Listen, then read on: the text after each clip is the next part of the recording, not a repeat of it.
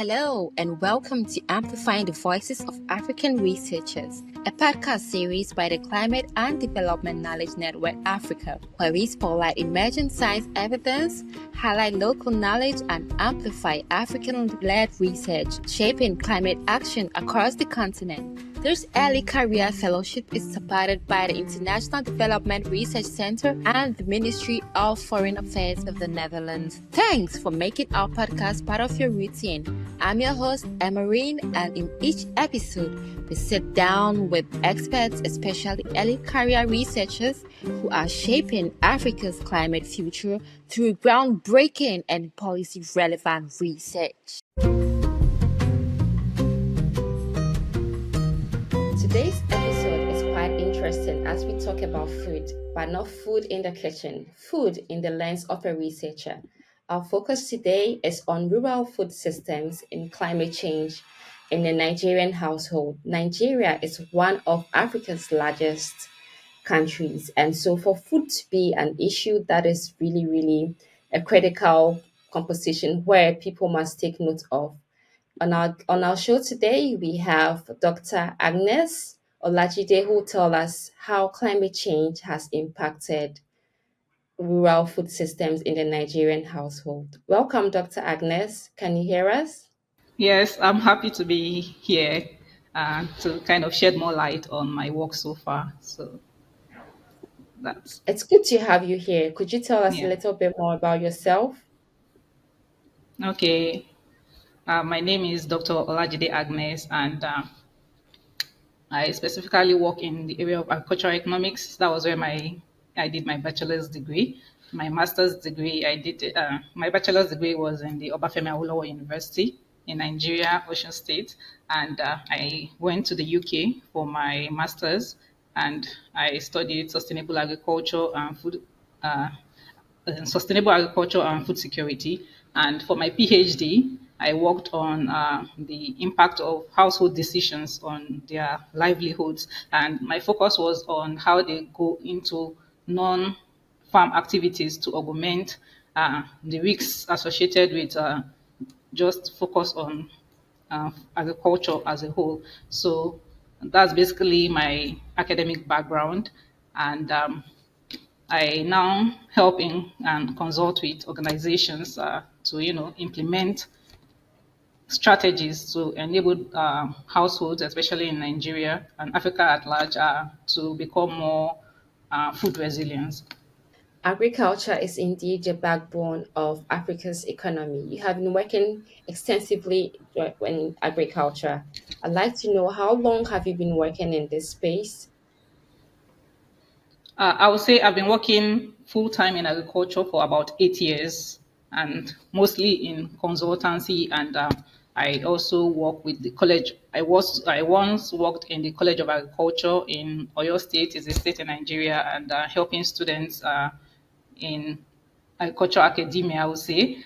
But now I'm more trying to transition into policy and being on ground and making direct changes to the I would say the structure, the agricultural structure, rather than making everything abstract. I want to kind of connect the available research to real life changes. I would say that's what I presently am doing. But my about 8 years of experience, I would say I have in agriculture. Listeners, you are in for a ride with our very passionate researcher who is interested in the most important, I wouldn't say the most important, but one of the most important facets in the African economy. And agriculture is really important. Could you tell us more about your research, the title, and your objectives?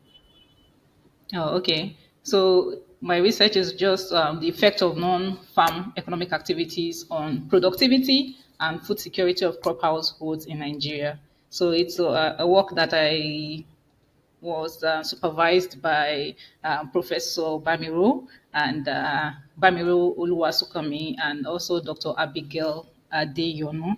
So, and what I mainly did during the research is, I would say, one of the most important questions I asked, what are the farm economic activities that households in Nigeria involve in. When households in Nigeria decide to look for alternative sources of income, which types of activities draws them? What kind of activities attract them? So that was one of the important questions I asked in my research. So that was like the framework of the first objective of my research, which was like to find out what non-farm activities households in Nigeria engaged in. And another question I asked was what are the factors that influence households' participation in these non-farm activities?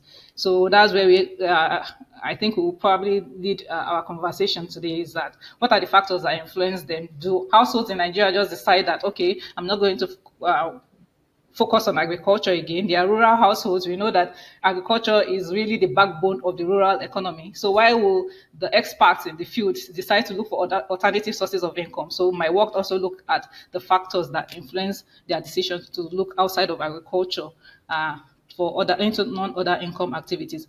Then I looked at their agricultural productivity level, because that's one of the most important questions for agricultural economics, because that's kind of what propels people, especially when they are thinking in economic terms, as to their decisions. So I had to find out what are their productivity level as regards to agriculture is, right?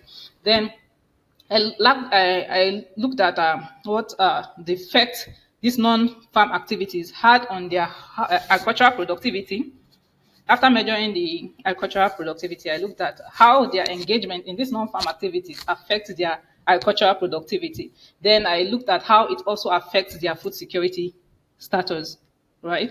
Then I now looked at how this non-farm activity participation relates to the food security of their households as a whole. I didn't want to generalize as the whole of Nigeria, so I looked at it from different and the regional perspective, and also looked at it from the sectoral perspective. And when I say sectoral perspective, I'm talking about the rural sector and urban sector. People also often think that maybe there is no agriculture in the urban sector, but now we are seeing the emergence of kind of peri-urban agriculture and sometimes urban agriculture. So I wanted to look at the differences in the way these families make the choices as to whether to engage in the non-farm activities or not to engage in on-farm activities. So I'll say basically it's just to understand their livelihood diversification decisions.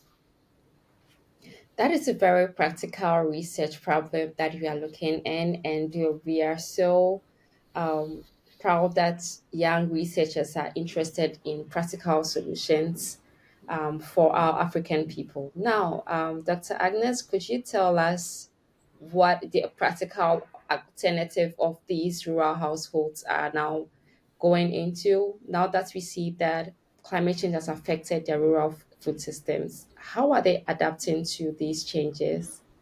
From the research I did, we divided the household activities that the households engaged in into 8, right? So we have skill trades. When I talk about skill trades, I'm talking about something like tailoring. Some engage in transport services. So there's something we call Okada motorcycle in Nigeria. So some, apart from engaging in agriculture, engage in skill trades, they engage in transport services. Some engage in the operation of market malls, just small shoplets where they, interact with market agents. Then we talk about also, surprisingly, some farmers also engage in professional services. So we have farmers that maybe they engage in, like, they are teachers in, so we call those kind of services like professional services.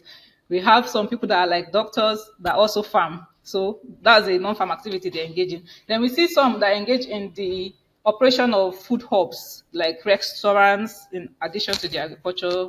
And then we talk about street vending, food processing.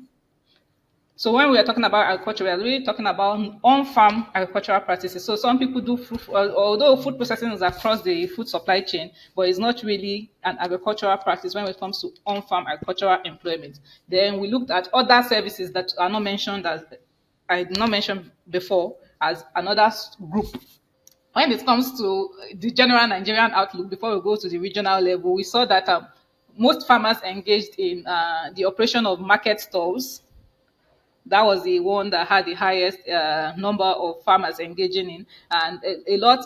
The second was trade persons. So we now notice that farmers also had additional trade skills that they engaged in, and not surprisingly, the lowest engagement was in professional services. So it's hard for you to see farmers that people that are farmers that also engage in professional services. So and other activities that were not captured had also a significant portion of the kind of services that farmers engaged in. And we also saw that apart most farmers do not engage in food processing and do not engage in food hubs, which you would think would be the obvious step for farmers when they are like, okay, why don't you add value to what you do and still stay in the same sector? But no, when farmers decide to go outside of and to go out off farm for their employment, what they end up doing is not really in the line of agriculture. So that's like from the I would say descriptive analysis. That's what we could like observe.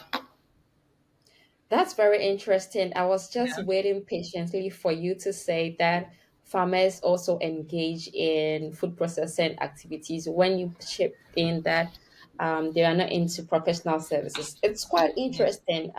In your opinion, what do you think prevents these farmers from being engaging in, food processing? Because it's very interesting, and I'm wondering why don't they just go into food processing activities? Although like that's outside the scope of my work because like I just observed their decisions. I didn't observe the why or like the what.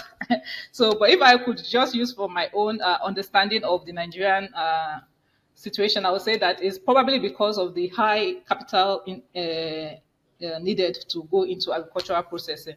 Because when aside from the processing of drying, that is relatively cheap because of the temperature in Nigeria, other processing activities do require significant capital to engage in. And most farmers, crop farming households in Nigeria are often not financially buoyant and have a lack of access to credit.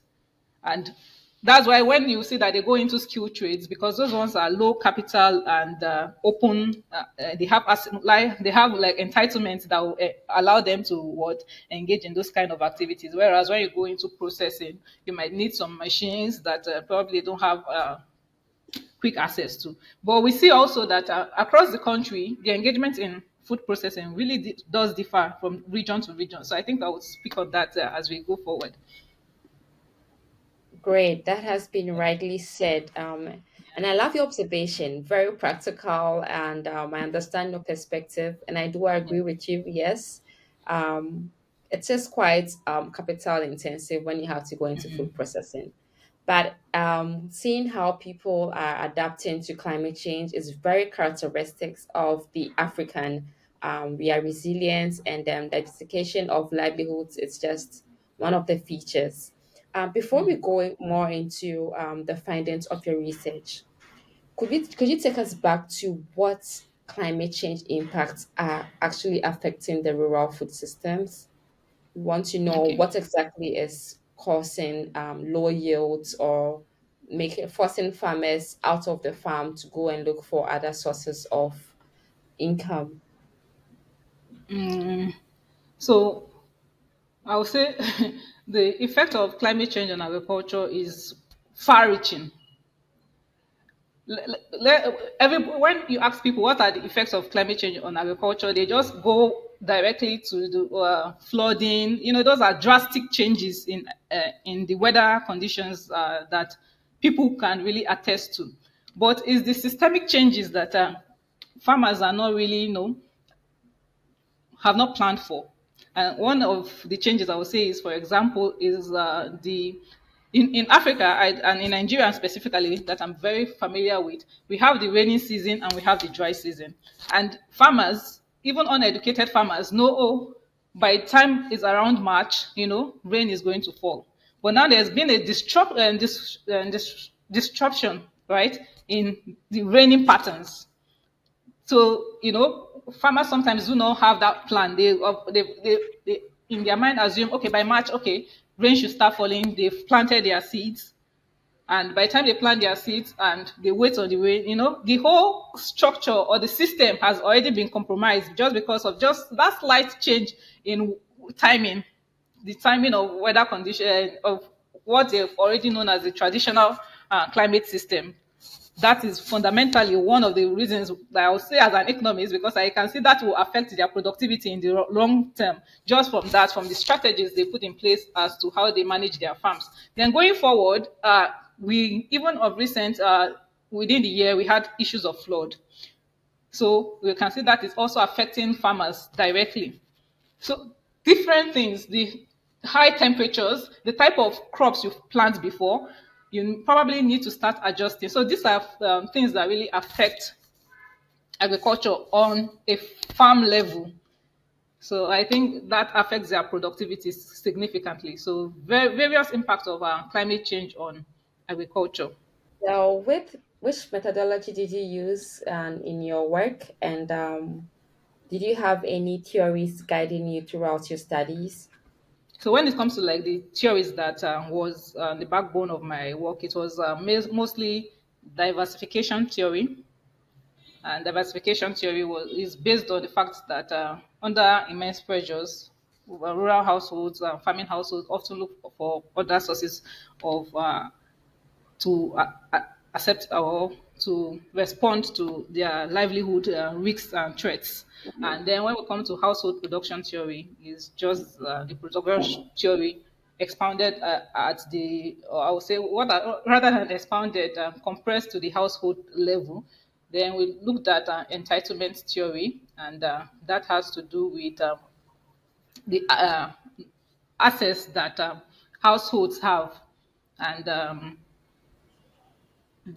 how they go about making their decision based on that access. Then we looked at time allocation theory, because time is limited. So how do you manage your time across the farming activities? That was what was like the bedrock of my research work. I'm pretty sure that it didn't come easy trying to gather all this data and then developing it into information for your findings and your recommendations. Share with us what challenges you encountered and what means you used to overcome these challenges.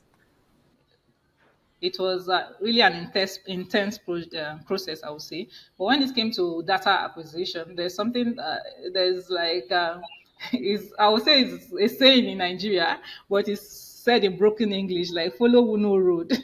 Like, so you ask people the source of data. Yeah, because you don't want to. Because I did use secondary data, and the World Bank and the Nigerian Bureau of Statistics really did collect a lot of data for the that was really relevant to what I was going to do. So I used the data from that was like is national living standard data, which was collected by the World Bank and by the National Bureau of Statistics in Nigeria, and it's open source, so you can access the data, and if you register, you can access the data. So sometimes the data you are looking for, I will tell the PhD student first know that the data you are looking for, is it already available? Don't go on a wild goose chase and just replicating works that has already been done. So if you are searching for data, make sure the first thing to make sure is that what is the data available. If it's available, how can I source for the data? How can I have access to the data? Right? Even while creating your research topic, I think that's very important. Don't create a research topic that the data is not available or is out of budget. And another thing is about pressure. Most of the pressure actually in the PhD is the mental pressure, I would say. So, prepare yourself psychologically. It's going to be a really taxing time in your life. So you need to be aware of the rigor that is required for you to go through the PhD process. And it's better to be prepared than not. I do agree with you that it's quite daunting, and thank you for sharing tips on selecting the right sources for any project.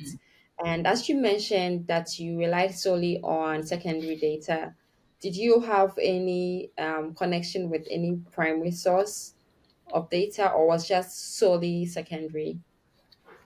Actually, it was solely secondary data because so my work was purely qualitative and quantitative. Sorry, it was purely quantitative. So I didn't need, and the data was already available online, collected by the government. So it was a high quality data also. So there was no need for me to do a qualitative alternative because of the questions I was asking. It's quite impressive to know that you did not want to generalize your findings, especially with a country like Nigeria, which is quite large and divided into several states. Could you let us know if you found any similarities or differences when assessing the impact of productivity, climate change, and productivity amongst these farmers? Okay. So actually, I measured my productivity per hour. So, but according to the International Labour Organization, the Nigerian labor productivity per hour was about 2,500 naira the year the uh, data was collected. But the average productivity in agriculture was way about 30% of that, saying that like agriculture was less productive than other sectors in the economy, right? But when we look at it across regions, we also see a disparity. In northern Nigeria, the farmers in northern Nigeria were way more productive than the farmers in the southern Nigeria. We had the most productive regions being southwest and the northwest and the north central. Whereas in the south and in the southeast, we saw very low productivity.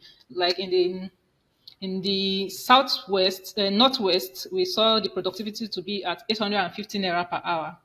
Whereas in the south, we had the productivity as 282 naira per hour. You can see that there is a just disparity. Even in the northwest, in the northeast, where we were expecting to be there will be low productivity because of the insurgency, we also noticed that even the northeast is way more productive than the the whole of the southern Nigeria when it comes to their agricultural productivity per hour.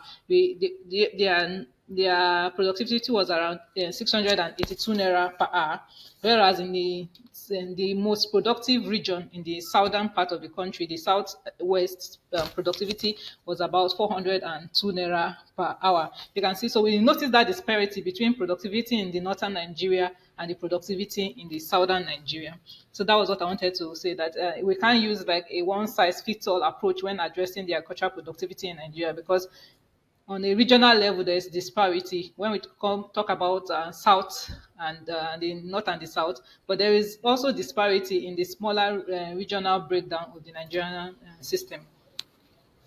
Briefly, could you tell us what contributes to these disparities? Actually, that was outside the scope of my work, right? Because what I measured is their agricultural productivity and how the non-farm activities, how that how that is affected by their non-farm activity.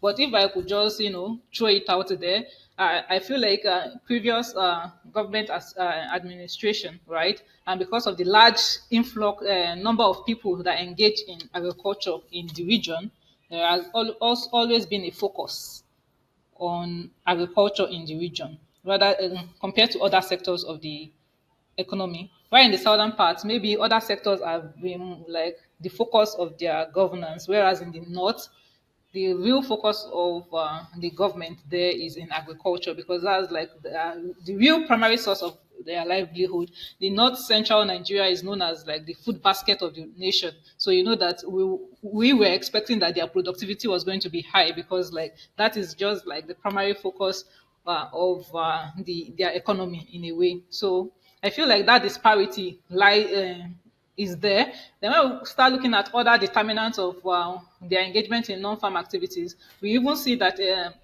maybe regions in the south are more likely to engage in specific non-farm activities, and the decision to engage in those non-farm activities also kind of influence. One of the theories my work was on was time allocation theory. We are limited in our time usage, so if you engage in a non-farm activity that is labor intensive and consumes a large amount of your time, you would also expect that the repercussion on your agricultural productivity. So we can see such factors affecting their agricultural productivity. And also, when it comes to the southeast specifically, we see that there are issues of erosion in the southeast.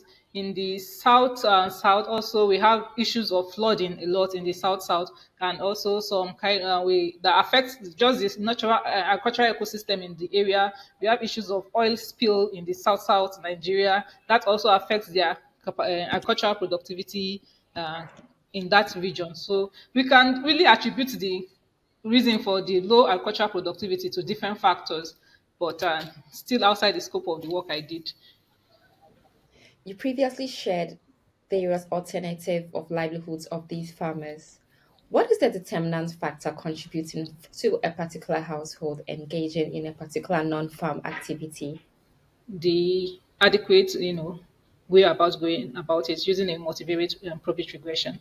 And what we found out were some of the determinants that I observed was age of household head, and like it was significant when it came to engagement in professional services and engagement in transport services and engagement in other services. We saw that the older the household head is, the more likely to engage in professional services.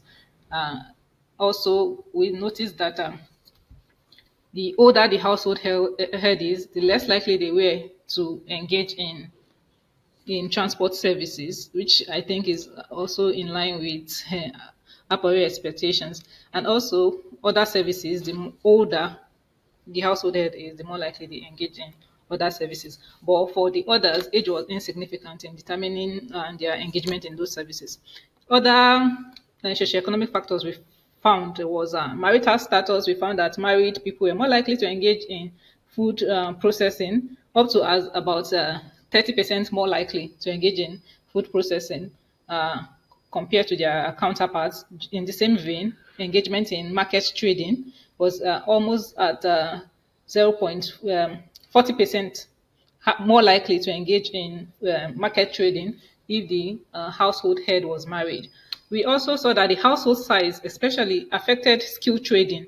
The larger the household size, the more likely they were to engage in skill trades. The more likely they were to engage in food processing because there's more labor to employ. We also noticed it to be significant in engagement in food hub. So we are seeing that where the in more labor intensive activities where the number of persons available was needed, we also noticed that larger households were more likely to engage in those kind of activities. When it came to years of education, sadly, we noticed that the more educated the farmer is, which was, I think, the most uh, amazing thing, and they were less likely to engage in food processing, but were more likely to engage in professional services, which is in line with a priori expectation.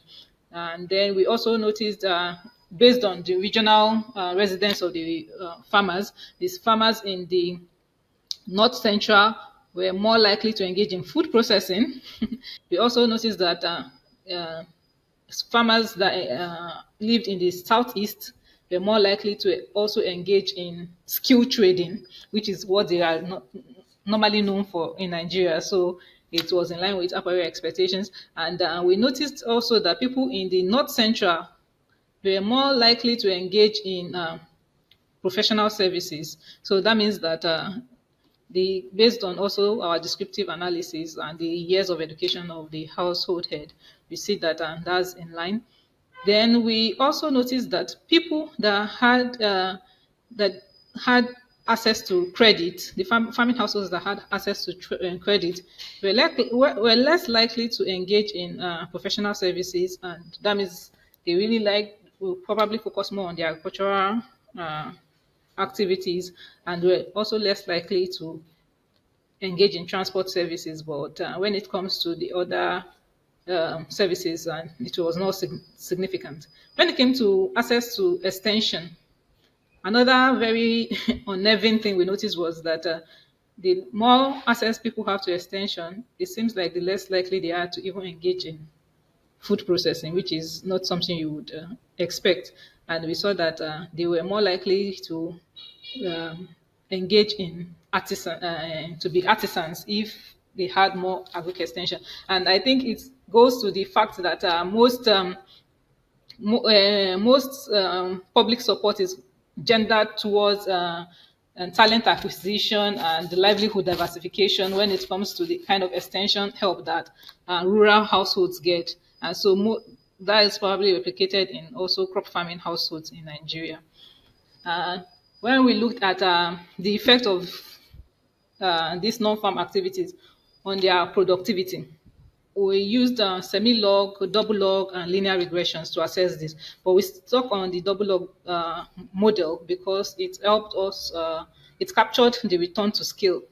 So, and when we looked at the effect of these non-farm activities on their productivity, engagement, like on their productivity, we noticed that farming households that engaged in skill trading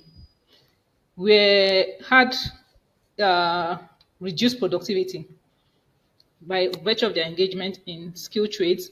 Also, artisans had a negative uh, effect on their productivity, whereas the productivity of most was left significant. And the effect was not significant, except for those two activities, skill trading and artisan trading, really did affect their productivity across different regions in Nigeria. We also noticed that the region of residence also was it was a big significant factor that affected the productivity of farming households that decide to engage in non-farm activities. And obviously other productivity inputs like fertilizer, animal traction, use of machinery, use of organic and inorganic fertilizers, we saw obviously did affect the productivity aside from their engagement in non-farm activities. Then we also noticed that it also depends on the kind of crops that the farmers plant. So, for example, if they were into planting of tubers, we found that the effect was significant. So, the engagement in non-farm activities obviously affects their productivity when it comes to tubers.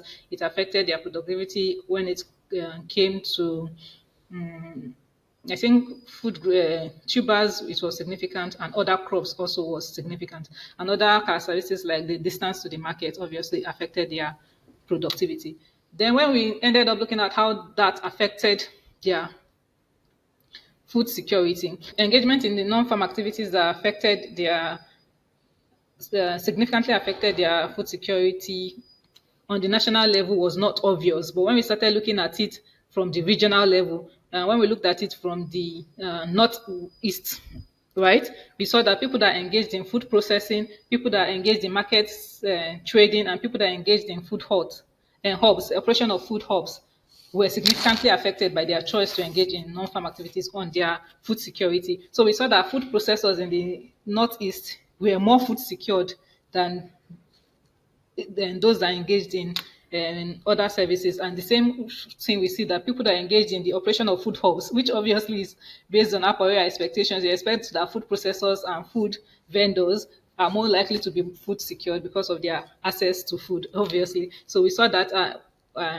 at the regional level, we saw that for the northeast. But when we went to the northwest, we saw that the significant factor was transport, and that people that engage in transport services seem to be what even less likely to be food secured. So they are even engaging in non-farm activities, but these non-farm activities is even making them food secure. That means they are not even doing well in their agriculture, and they are still taking time away from their agriculture to do a non-productive venture. So as regards the recommendations from my study, I would say that the recommendation is that there is no one-size-fits-all approach to addressing issues of food security and agricultural productivity, especially when the government wants to, expound on its livelihood diversification policy. So when this kind of policies are to be enacted, we want the policies to be targeted. because of the regional nature of my work, so I will say I will have different recommendations at the regional level, like households in the North Central. We want them to kind of engage in skill trading, food processing, and other services because it has been shown that it doesn't affect their agricultural productivity, but it does have a positive impact on their food productivity. And when it comes to the North East, also we also want them to engage, direct the policies to engage in things like food processing, market trading, operations of food hubs, because at that regional level, we see that it doesn't affect their agricultural productivity and it does help their food security. And the same we have for the north western Nigeria, the specific recommendations will be to engage in the operation of food hubs, which we saw that really did not affect their productivity but helped increase their food security status. While in the southeast, we want engagement in things like processing because we saw that just like in the other regions, it didn't affect their agricultural productivity negatively, but it did improve their food security. And also in the south, the kind of activities they should be looking at for them is engagement in professional services. So, we need more education in that region of the country so that they have access to the opportunities in the professional sectors and specifically. And so, any government policy or policies should be directed at those kind of non-farm activities in the in an effort to improve their livelihood diversification or improve their livelihood diversification strategies. And other factors also, aside from like the non-farm activities, which was really the focus of my research, is like things like access to credit. We saw that significantly helped their productivity and also their food security. And we saw that distance to the market. So now we are talking about the transportation networks and the good roads. So we are seeing that as things that kind of improve their productivity and also improves their food, subsequently kind of improve their food security. So apart from the kind of policy we enact about livelihood diversification strategies, you need to have also concrete plans because those also affect their agricultural productivity and food security in one form or another. So I think that my my work really helps expound the understanding on like household economic behaviors, especially when it comes to their labor decisions, because actually fundamentally is how do they utilize their labor as like a livelihood or income generation strategy, livelihood diversification strategy. It's just to secure their livelihood. Isn't that what everybody wants? Everybody wants to feel secured and I feel like the work makes us understand even when people are trying making decisions. Sometimes they are making decisions that is to their own detriment. So if they look at this work, if for example policymakers look at this work, then they can say, "Oh, sir, you are spending so much time doing this artisan work, and really, in the large scale scheme of things, it's not really helping your household welfare that much. Why don't you switch into because the reason why most these non-farm activities, farming households engage in non-farm activities, because as I stated earlier, because of the way the ecosystem is in Nigeria, for example, we have raining and dry season. We also have planting season, we have harvesting season, and we have seasons in between where households actually do not have much farm activities to engage in. So it just seems reasonable, to look for alternative sources of income during those periods. But how do you go about engaging in those non-other activities in a way that doesn't really affect your agricultural productivity and it still kind of improves your household welfare in terms of food security? Amazing. Society tailored recommendations, and this is what African researchers have to deliver. This episode has been so engaging and actually has demonstrated how resilient Africans can be in the face of climate change and adaptive measures that local farmers are taking to combat these hardships.